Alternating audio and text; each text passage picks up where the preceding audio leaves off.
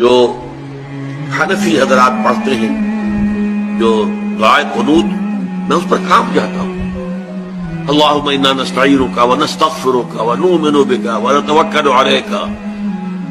یہ جو کتنے بڑے بڑے دعوے، اے اللہ ہم تجھے پر توکل کرتے، تجھے پر ایمان رکھتے ہیں، تجھی سے استعانت کرتے ہیں، اتنے بڑے بڑے دعوے ہیں کہ آدمی کا دل کانپتا ہے۔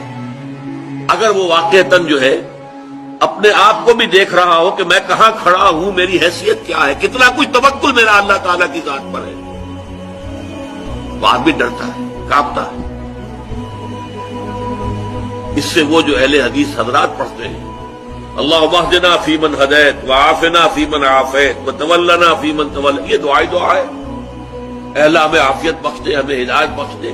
وہ تو کوئی حد نہیں اس کے کہہ دینا، دعا جتنی چاہو مانگو، اللہ سے جتنا چاہو مانگو، وہاں کوئی کسی لمٹ کی ضرورت ہی نہیں، لیکن یہ دعوے کرنا انا نستعینک ونستغفرک ونؤمن بک ونتوکل علیک ونثنی علیک الخیر ونشکرک ولا نکفرک ونخلع ونترک من یفجرک، کتنا بڑا دعویٰ ہے۔